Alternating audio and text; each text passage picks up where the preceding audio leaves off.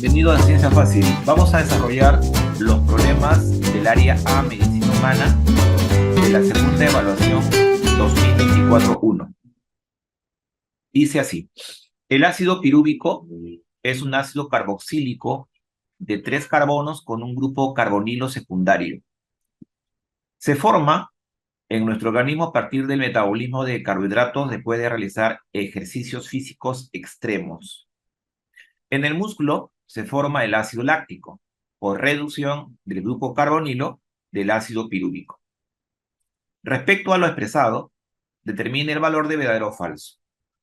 Si analizamos las alternativas, nos hablan de la fórmula UPAC, tanto del ácido pirúvico y del ácido láctico. Por lo tanto, hay que hacer la estructura semidesarrollada, ya que la global la tenemos acá. Luego dice: el ácido pirúvico se disocia parcialmente. Prácticamente me están dando la fórmula, ¿no?, del ácido pirúvico, y acá tenemos el proceso de disociación. Por reducción se obtiene el ácido láctico. Ahí lo tenemos. La reacción contraria, o sea que este ácido se convierta en este otro tipo de ácido, sería la oxidación. Esto vendría a ser la reducción. Analizando la 1 romanitos, dice nombre UPAC del ácido pirúvico. ¿Cuál sería el nombre UPAC de este ácido? Este grupo, cuando es subordinado, se nombra como oxo. Por lo tanto, el nombre sería el ácido propanoico, ¿no? Es la fórmula del ácido pirúvico. En la segunda dice el ácido láctico. Bueno, la fórmula del ácido láctico sería también similar, ¿no?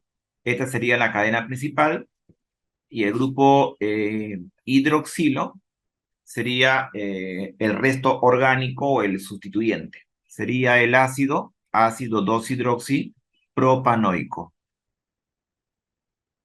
Así es. Muy bien. Si tú te das cuenta, acá dice formil. El formil es el grupo de los aldehídos cuando está subordinado. Esto se llama formil. Y esto es diferente de lo que aquí tenemos, ¿ya? Por lo tanto, el enunciado sería incorrecto. El ácido pirúvico, o sea, este ácido, el ácido pirúvico, se disocia parcialmente. Si te das cuenta, esta fórmula es la misma que esta. Disociar implica separar. El ácido va a liberar hidrógenos del grupo OH. Se va a romper el enlace oxígeno-hidrógeno, ya que es un enlace polar. Y esto hace que tenga el poder ácido, ¿no? Liberando protones o hidrógenos con carga +1. Entonces, la segunda o la tercera acá sería enunciado también correcto. El ácido láctico es considerado un ácido débil porque tiene poca fuerza de disociación. Esto también es válido.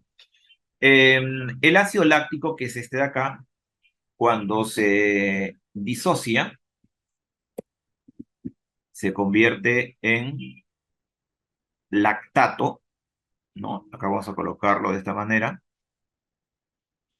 y quedaría así. Y el hidrógeno, como se ha liberado, quedaría así. Este proceso, chicos, es reversible, ¿ya? Inclusive se llega a establecer un sistema en equilibrio. Entonces, los ácidos fuertes son los ácidos inorgánicos. Todo ácido orgánico es un ácido débil, no se olviden eso. Y si es débil, la ionización es parcial. Bien, sería verdadero, falso, verdadero, verdadero, ¿no? La clave sería la letra D. En esta pregunta, la mineralización del tejido conjuntivo genera la estructura ósea, cuya composición es básicamente cristales de hidroxiapatita, ¿no? Estos son los componentes de los huesos, ¿no? Respecto a este compuesto, marque la relación incorrecta. La primera tiene que ver con la estructura de la sustancia, ¿no? Y es una sal que tiene grupos OH, grupos hidróxido. Y recuerda que cuando la sal presenta grupos hidróxido, tiene propiedades básicas. Entonces sería una sal básica. Luego menciona para una mol de hidroxiapatita. En ese caso, lo que yo haría sería copiar acá la fórmula. Vamos a responder la B. Para un mol de hidroxiapatita hay esta cantidad de aniones totales. Aniones. El calcio es un cation. El fosfato, que lo voy a pintar en este colorcito, el fosfato vendría a ser un anión. No te olvides que el fosfato tiene carga negativa 3 y cada grupo hidróxido tiene carga negativa 1. Y yo tendría 6 mol de aniones fosfato. También tendría 2 mol de aniones hidróxido. En otras palabras, tenemos en total 6 más 2, tenemos en total 8. 8 mol de aniones. Aniones totales, ¿no? Ahora, 8 mol de aniones equivale a multiplicar 8 por el valor de una mol, que es 6 por 10 elevado a la 23. 6 por 8, 48, que sería 4.8 por 10 elevado a la 24. Listo. Te piden a ti cuál es la incorrecta, sería entonces la clave barquito. Ya automáticamente en examen de admisión, si tú estás seguro, lo marcarías rápido, ¿verdad? En un mol de hidroxiapatita hay tantos átomos de oxígeno. El oxígeno se encuentra en el fosfato. Acá yo tengo 4 oxígenos, pero el 6 multiplica el 4, tendría 24 oxígenos, más 2 serían 26. Esto hay que pasarlo a notación científica. Una mol equivale aproximadamente a 6 por 10 a la 23. Ahí serían átomos del oxígeno. Notación científica, 1,56 por 10 al cuadrado y por 10 a la 23 me da por 10 a la 20 a la 25. Átomos del elemento oxígeno, ¿no? Mirando la clave, 1,56 por 10 a la 25 sería enunciado correcto. En la clave D dice, por cada mol de hidroxiapatita hay 0.4 kilos de calcio. Bien, hagamos lo mismo. ¿Cuántos calcios tenemos en la unidad fórmula? 10. Este 10 multiplica el 1 y sería 10 mol de calcio. Nos sale 400 gramos, pero 400 gramos equivale a 0,4 kilogramos. Listo. Finalmente, en la clave enanito, dice 5 mol de hidroxiapatita tiene tantos moles de átomos totales.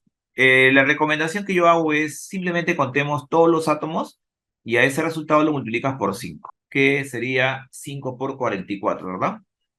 5 por 44, 220 mol de átomos en total. Bien, sería correcto. Como te das cuenta, la clave ya lo habíamos marcado, la clave es la letra B. Pregunta número 86. El agua potable contiene carbonatos, bicarbonatos, iones calcio, iones magnesio, ¿no? Entonces, más o menos, hace mención a lo siguiente. Vamos a hacer acá un pequeño dibujito. A ver, a ver. Nos hablan de el agua de caño. Digamos que tenemos ahí este recipiente y según estoy leyendo el texto, dice que el agua potable contiene carbonatos. Los carbonatos son estos aniones. Todo esto es los componentes del agua potable, por la cual se la conoce como agua dura. O sea, el agua dura es aquella agua que presenta en particular iones calcio y magnesio. Ahí está. Esta ocasiona la formación del sarro. Sarro vienen a ser aquellas incrustaciones que se depositan en el fondo de la base del recipiente, ¿no? En las tuberías de agua, en las paredes del recipiente donde se hierve el agua. Por ejemplo, en las calderas. en una tetera, en una jarra eléctrica. Entonces es un problema porque si fuese una jarra eléctrica o una terma, el sarro se concentra en el fondo y no calienta rápidamente el agua, porque primero habría que calentar al sarro. Y como el sarro es un material que no conduce muy bien el calor, nos estaría exigiendo más combustible o más corriente eléctrica, dependiendo del tipo de terma que tengas tú. Entonces, hay que sacar al sarro, hay que removerlo. Para removerlo, se utiliza el ácido clorhídrico. O sea, acá tengo el carbonato de calcio, que es un sólido, y el ácido clorhídrico se encarga de disolverlo. Miren, una forma de comprobar que realmente se está removiendo el sarro es reconocer el desprendimiento de gases.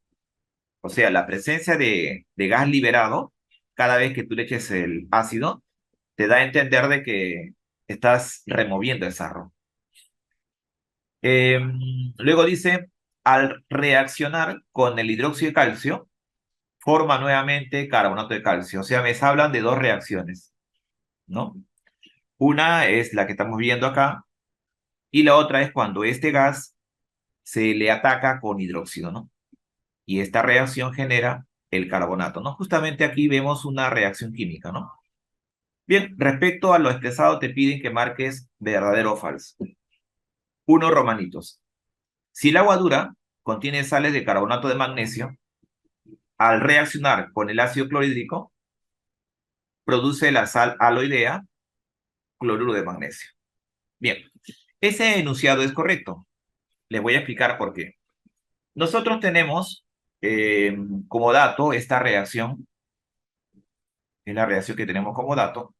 Vamos a copiarla. Ahí la dejo. Pero ahora me están hablando ya no del carbonato de calcio, sino me están hablando del carbonato de magnesio, ¿no? Entonces, en vez de poner calcio, voy a poner magnesio.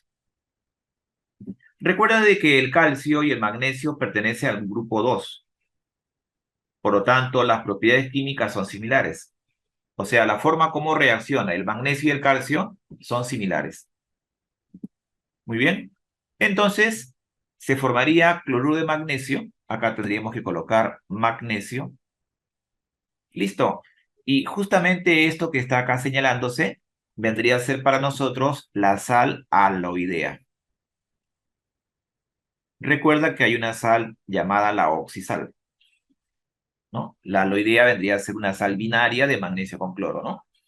Bien, entonces sería verdadero la primera. La segunda, para reconocer el gas liberado, ¿no? Cada vez que se saca ese sarro, la ecuación química viene a ser esta. Vamos a encerrar en un rectangulito, esta. Y es correcto. ¿Por qué? El CO2 tiene propiedades ácidas.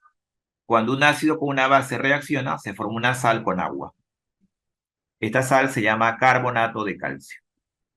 Así que la segunda reacción es correcta. ¿Ya? Las causantes del sarro son sales oxisales, donde la carga catiónica se debe a los metales del grupo 2A. Claro, entonces, si queremos conocer los causantes del sarro, ¿no? ¿Quiénes son los causantes que van a provocar esa costra, ¿no? Llamado sarro? ¿Quiénes son los causantes? Y vendría a ser el carbonato de calcio y el carbonato de magnesio, ¿no? Este magnesio y el que viene de ser carbonato de calcio. Entonces, estos dos son los que son los responsables de la formación del sarro. Así es, ¿no? Ahora, estos de acá son sales, pero a diferencia de la sal que vimos acá, que era una sal binaria, esta es una sal ternaria que contiene oxígeno. No se olviden, chicos, que todos vienen a ser sales aloideas. Sales aloideas. Muy bien. Y en este caso presenta a los metales alcalinos térreos del grupo 2. Justo acá lo menciona. Son sales oxisales donde la carga del catión es del grupo 2A. Eso es enunciado también correcto. ¿Ya? Si te das cuenta, las tres primeras son correctas, ¿no? La 1, la 2 y la 3. Ya podemos mirar clave, aquel que ya está seguro, dice, la única que cumple sería la clave, ¿no? Vamos a ver. La sumatoria de coeficientes de la ecuación que representa la remoción del sarro es 5. Sumatoria de coeficientes. Bueno, si nosotros hacemos el balance, te vas a dar cuenta que aquí es coeficiente 1, aquí es 2, 1, 1 y 1. Y la sumatoria sería 1 más 1 más 1 más 1. Ahí son 4, 4 más 2, 6. Pero acá dice que la sumatoria vale 5. Ese enunciado sería falso. Muy bien. La clave, chicos, sería la clave E. Pasamos a la pregunta 87. El oxígeno y el dióxido de carbono ingresan a los pulmones. Claro, en el proceso de respiración, ¿no? Ingresan esos gases, ¿no? Y después el oxígeno es transportado principalmente por la sangre hasta las células.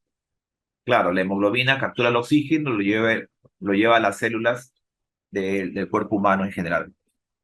Luego de la respiración celular, que es mitocondrial en este caso, el dióxido de carbono es transportado por el eritrocito, o sea, por el glóbulo rojo, que transporta, en este caso, al dióxido de carbono. Pero parte de esta sustancia se combina con el agua. O sea, acá ocurre dos cosas, ¿no? Primero, que este eritrocito está transportando al dióxido de carbono, ¿no? Al CO2. Ahí está, ¿no? Lo está transportando.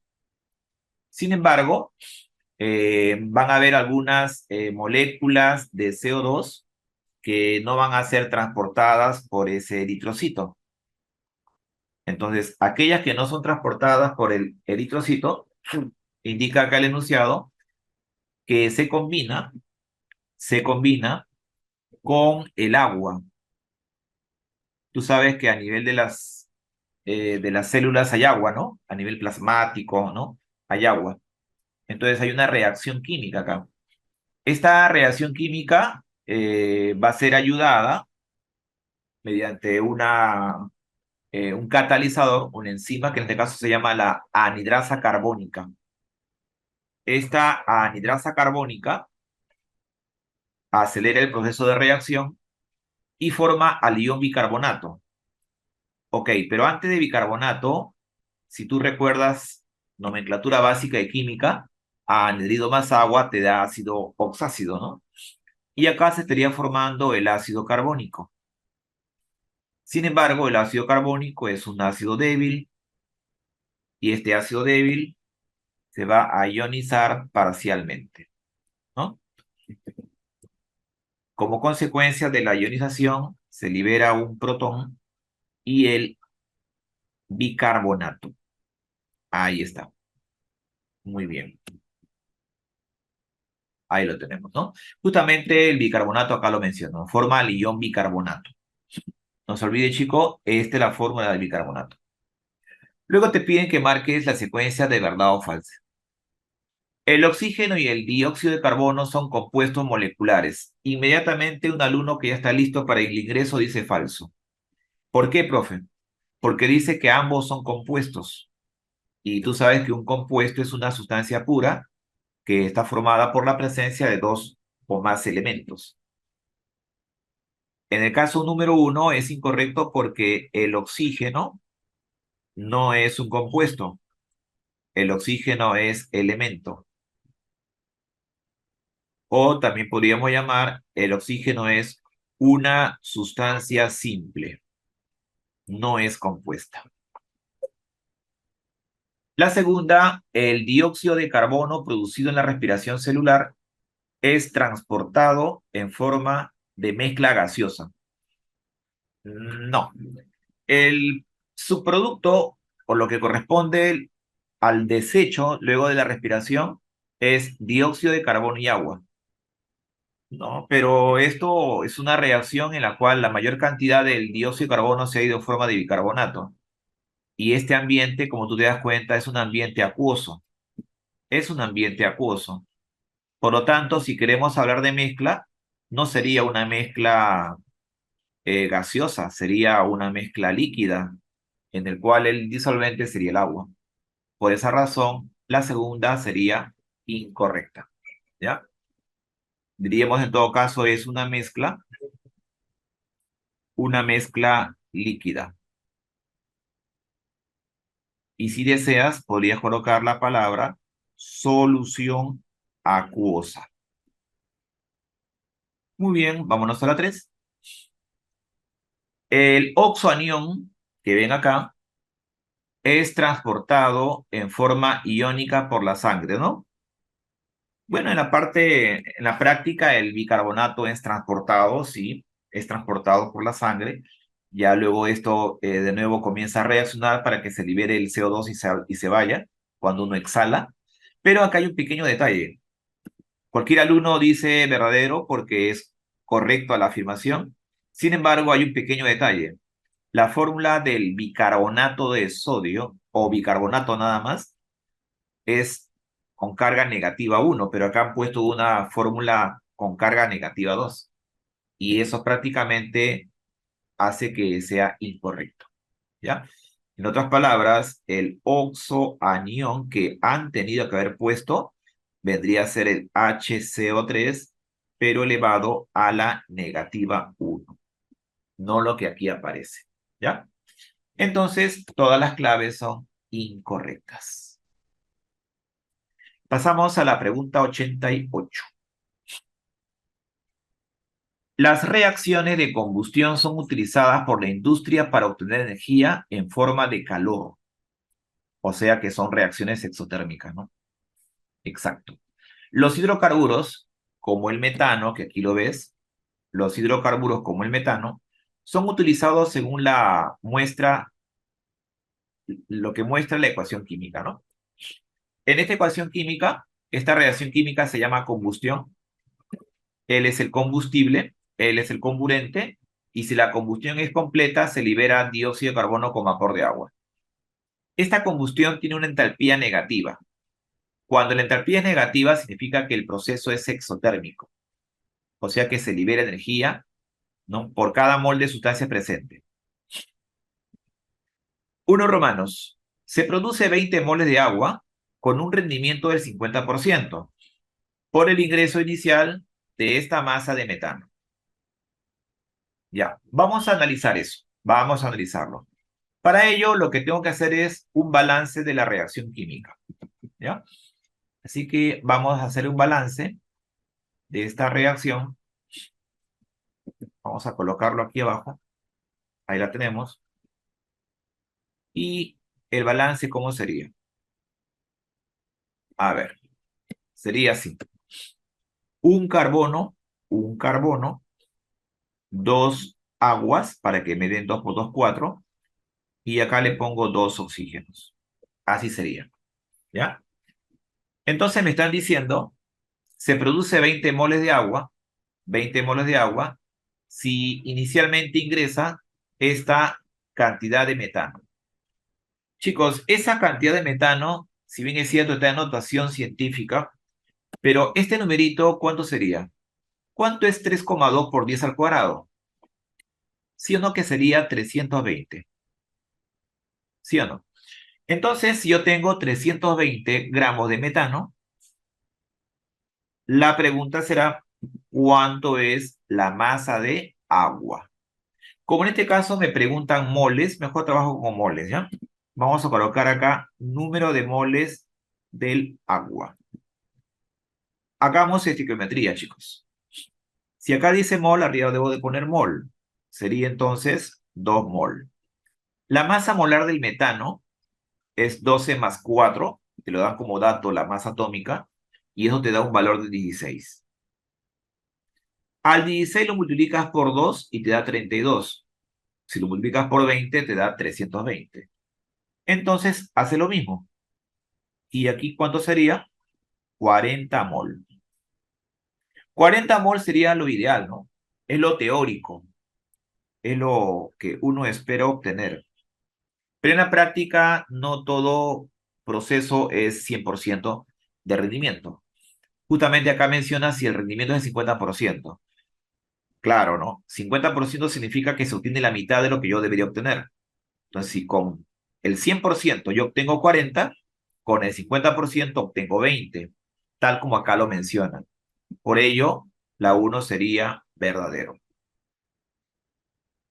En la 2 dice, en una reacción 100% de rendimiento, por ejemplo, esto que está acá es 100% de rendimiento, si se hace reaccionar esta masa de oxígeno, se libera esta cantidad de energía. Ya. Esto de la energía tenemos que analizarla con este dato que aquí aparece. ¿Ya? Por ejemplo, ¿cómo se entiende esto, no? Tú te das cuenta que acá tiene coeficiente 1. Este 1 se lee una mol. La quema de una mol de metano libera 890 kilojoules de energía, siempre y cuando relacione metano con la energía. Pero en este caso vamos a relacionarlo con el oxígeno. O sea, 2 moles de oxígeno que permite la quema de una mol estaría liberando esta cantidad de energía. ¿Ya? Entonces, en la parte segunda, que lo haré aquí abajo voy a hacerlo, yo diría de que 2 moles de oxígeno utilizado como comburente permite la liberación de ¿cuánto? De 890 kilojoules de energía. Así es. Pero nos hablan no de moles, sino nos están hablando de masa. Bien. Bueno, tú sabes que la masa molar del oxígeno vale 32. 32 por 2 me da 64. O sea, esta masa de oxígeno estaría liberando ¿cuánto de energía? ¿No? En este caso sería 890. Muy bien. Pero tenemos en este caso 0,32, ¿no? 0,32. Ah, muy bien. Entonces, ¿cómo sería en ese caso, no? Vamos a subir un poquito. Acá. Ahí nomás. Listo. Entonces, la pregunta dice para 0,32. 0,32 gramos. Muy bien. Y acá, ¿cuánto es la energía, verdad? Lo hacemos mentalmente. Tú al 64 le sacas la mitad y llegas acá. Y luego lo divides entre 100. Si yo saco la mitad de este numerito, ¿cuánto me da? Sería en este caso 445, ¿no? Lo divido entre 100, sería 4,45 unidades kilojoule. Si tú lees de nuevo, si reacciona esto, se libera esta cantidad de energía, sería correcto. Ojo, porque el rendimiento vale 100. Si el rendimiento fuera otro numerito menor de 100, esto cambiaría, pues, ¿no? O sea, esta energía se ha liberado asumiendo que el rendimiento vale 100%. Muy bien. Y para acabar, vámonos a la número 3. En la número 3 dice, si 0,8 mol de metano reacciona con 12,8 gramos de oxígeno, el reactivo en exceso es el metano. Ya. En este caso, a ver, ¿cómo lo vamos a hacer? Es una reacción, una relación entre ellos dos nomás. Esto de acá no nos interesa, ¿ya? 0,8 mol de metano. 0,8 mol de metano reacciona con 12,8 gramos del oxígeno. Nos piden quién es el reactivo en exceso nada más, ¿no? No me piden hacer cálculos respectivos. Entonces hacemos la relación estequiométrica. Acá dice mol, cuando es mol bajas el coeficiente, una mol. Y si quieres gramos, multiplicas por la masa molar que es 32, o sea, 64 gramitos. Muy bien. Entonces, ¿cómo sería en este caso ver quién es el reactivo limitante? Tenemos que buscar el menor cociente, ¿no? Por ejemplo, el cociente Q del metano sería dividir el dato, que es 0,8, entre el estequiométrico. Y el parámetro Q del oxígeno sería el dato, que es 12,8, entre 64. Esto sería el parámetro Q del oxígeno. Tenemos que quedarnos con el valor de Q más pequeño, ¿no? Con el más pequeño. Bueno, lo que yo podría hacer como un artificio sería multiplicar arriba por 10 y por 10 para que se convierta en 0. En 8 nada más, se convierte en 8 y acá sería 128, ¿no? Si acá es 8 y acá es 128, entre este numerito me da 2. En otras palabras, acá saldría 8 y acá saldría 2. Y sería así la relación. Entonces, el reactivo en exceso, ¿quién sería? Sería el metano, ¿no? El CH4. Lo vemos de otra manera, si no podemos dividirlo en todo caso, ¿no? El 12.8 lo puedo poner como 128 entre 10, que multiplica a 64. 64 ava, y acá arriba sería 2. Y sale 2 décimos, ¿no? 2 décimos es 0.2. Y 0.2 es menor que 0.8, ¿no? Entonces está correcto lo que hemos calculado. Bien. Ahora, la clave, ¿cuál sería en este caso? 0.8 mol metano, reactivo negro sería el metano. Sí, es correcto el enunciado y todas son verdaderas. La clave, la C de casita. Llegamos a la penúltima pregunta, la 89. En esta pregunta dice, las soluciones iónicas permiten obtener concentraciones de diferentes iones para ser utilizados en experimentos de simulación fisiológica. Considere el siguiente gráfico y determine el valor de verdadero o falso de las siguientes proposiciones respecto de la solución salina resultante. A ver, todos nos piden respecto de la solución salina resultante, o sea, esta, ¿no? Aparentemente ocurre una reacción, ¿no? Podemos predecir eso, ¿no? Pero en la práctica no hay reacción química ahí, ya que hay un ion que es el común a los dos. Ocurre solamente una mezcla nada más. Una mezcla en el cual este cloruro interactúa con este otro cloruro. ¿Ya? Me dan como dato la masa molar, como lo puedes ver ahí. La solución salina, o sea, esta, contiene 580 miliequivalente de aniones cloruro. Ya. Cuando me piden equivalentes o miliequivalentes, yo particularmente utilizo esta fórmula. El número de equivalente gramo es igual al número de moles por el parámetro teta, o el coeficiente de combinación química también se llama, ¿no? Entonces, vamos a analizar el número de moles y luego teta. En ambos recipientes tengo volúmenes y tengo molaridades. Si tú recuerdas, número de moles, ¿a qué es igual? A la molaridad por el volumen de la solución. Muy bien, listo. Entonces, tenemos que sumar lo que proviene del cloro del primer vasito más lo del segundo vasito. Otro dato importante es que como la relación de la fórmula con el cloro va de 1 a 1, entonces el número de moles del soluto es igual al número de moles del anión en ambos casos, ¿ya? Entonces, para el primer caso, que proviene de la sal, que es esta, el número de moles de aniones cloruro sería la molaridad, que vale 0.14, por el volumen, que vale 2. O sea, esto vale 0.28 moles, ¿ya? Y de la otra sal, que es el cloruro de potasio, el número de moles que aporta del anión cloruro sería 0.025 por 8. Así es, ¿no? 0.25 es un cuarto, ¿no? Es un cuarto. Acá sería 1 entre 40, ¿no? Sería 1 entre 40 multiplicado por 8. Si saco octava, a ver, cuarta, primero sacamos cuarta, cuarta 2, cuarta 10, mitad 1, mitad 5, un quinto, ¿no? y un quinto es 0.2 o 0.20 mol.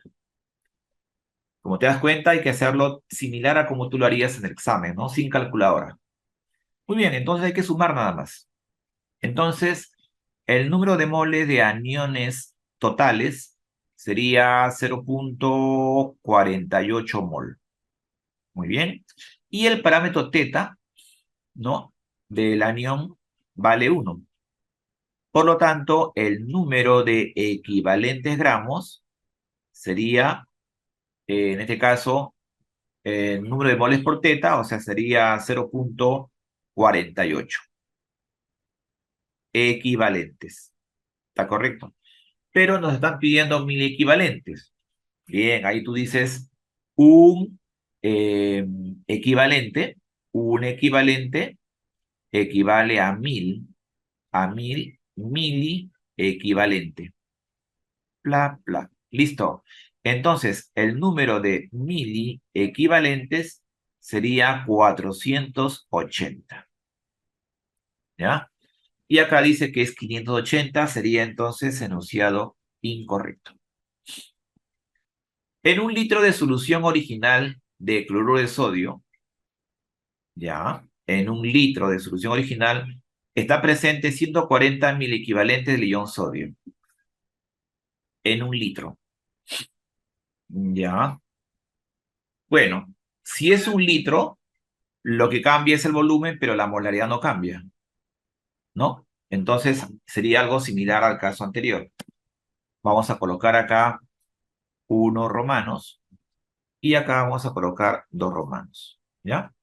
Entonces, el número de moles de aniones cloruro o sodio, ¿no? En este caso nos están pidiendo para el sodio, de iones sodio, sería multiplicar la molaridad por volumen. Molaridad que es 0.14 y el volumen vale 1, porque dice que es un litro. Sería entonces 0.14 moles. Como teta vale 1, entonces el número de equivalente gramo de sodio sería 0.14 equivalentes. Y esto lo puedes multiplicar por 1000 y sería 140 mili equivalente gramo. ¿De qué, de qué, de qué? De iones sodio. 140 mil equivalentes sería enunciado verdadero. En la solución salina, que es esta, está presente 200 mil equivalente de ion potasio. Bueno, los equivalentes del ion potasio provienen de este vasito, ¿no? O sea, prácticamente tanto los equivalentes del cloro y del potasio son iguales. Son iguales en este caso. Y eso lo calculamos acá. ¿Cuánto salió el número de moles? Salió 0.20. Teta vale 1. Saldría 0.20 equivalentes. Si queremos en 1000 equivalentes sería por 1000, ¿no? Por 1000. Entonces acá yo pondría la 3, pondría así. El número de equivalentes gramos del potasio, del ion potasio, es igual al número de equivalente gramos del anión cloruro. Y esto es número de moles por teta. Número de moles por teta que vale 1 sería 0.2. 0.2 equivalente. Si me piden el número de mili equivalente de potasio, sería multiplicar por 1000. 0.2 por 1000 nos da 200. Sería 200 mili equivalente gramo y acá sería enunciado verdadero. Falso, verdadero, verdadero, ¿no? La clave, la B de barquito. Y terminamos, jovencitos, con la última pregunta de este examen de admisión para la Escuela de Medicina. Esta pregunta es de electrólisis. En el siguiente esquema se muestra un proceso de electrólisis en el que circula una carga equivalente de 20 faradays.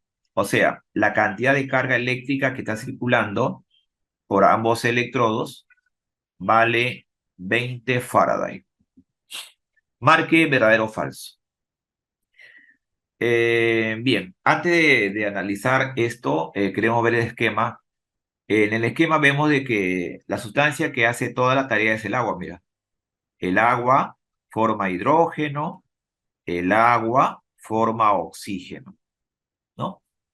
No te olvides que en la celda de electrólisis, el electrodo negativo viene a ser el cátodo, ya que el cátodo atrae a los cationes y el electrodo de signo positivo es el ánodo. Muy bien.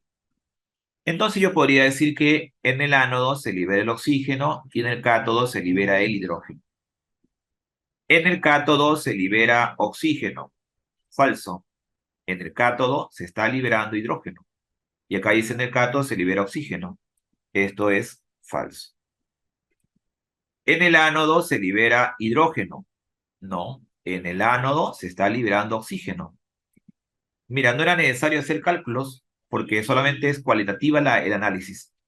Se libera 20 equivalentes de hidrógeno y oxígeno respectivamente. Bueno, ¿cómo saber eso, no? En toda reacción química los equivalentes son iguales, así que basta que tú calcules de uno de ellos y del otro va a ser el mismo valor. ¿Ya? Bien, se libera 20 equivalentes de hidrógeno y oxígeno respectivamente. ¿Ya?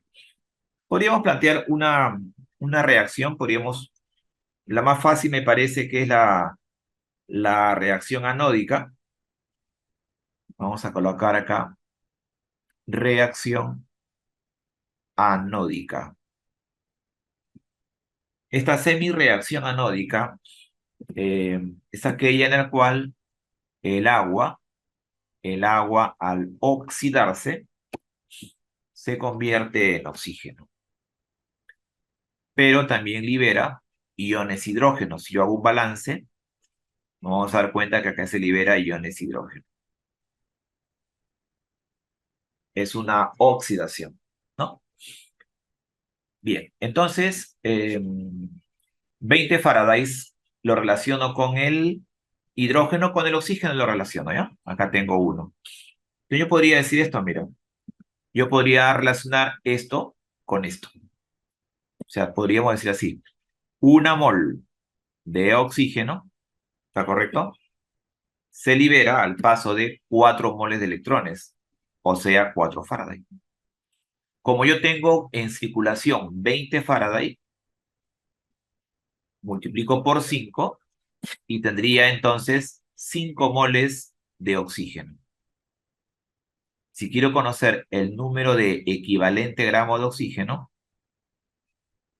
número de equivalente gramo de oxígeno sería número de moles, que es 5, por teta.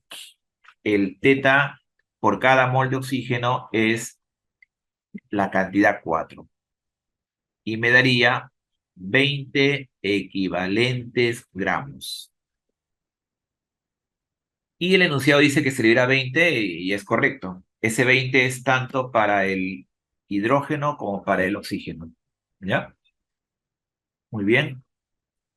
La masa en gramos de oxígeno e hidrógeno liberados es tanto y tanto. La masa de los dos, ¿no? Ya. A ver, de esta ecuación, yo tengo que al paso de 20 Faraday, la cantidad de mole de oxígeno es esta. Entonces, con esta información, yo puedo conocer rápidamente la masa. Claro, la masa del oxígeno sería 5 mol, pero tú sabes de que una mol de oxígeno tiene una masa equivalente a su masa molar. Entonces tenemos acá 160 gramos. Esta es la masa del oxígeno liberado. ¿Ya? Queremos la masa del hidrógeno. Bueno, en la práctica, si tú quieres hacerlo de otra manera más rápida, tú dirías, la tarea lo hace el agua. Lo que ocurre es esto, jóvenes, y lo voy a hacer bien rápido. El agua, cuando pasa por electrólisis, se convierte en hidrógeno y en oxígeno. Entonces, si yo hago el balance, acá pondríamos 2, 2 y 1, ¿verdad? Nos damos cuenta que la relación entre oxígeno e hidrógeno es de 2 a 1 O pasando la masa, como la masa molar del vale 2 sería D4 a 32. Esta es la relación. Si yo saco cuarta, podríamos decir de que de 1 a 8. Y como yo tengo como dato la masa del oxígeno que vale 160, entonces, ¿qué haríamos acá? Multiplicas por 20 y acá multiplicas por 20. Y sería 20 gramitos de hidrógeno. Entonces, la respuesta es, se libera 160 del oxígeno y 20 del hidrógeno. Verdadero, ¿no? Sería falso, falso, verdadero, verdadero. La clave, la letra C de casita. Bien, jóvenes, espero que les haya gustado esta resolución y nos vemos hasta otra explicación.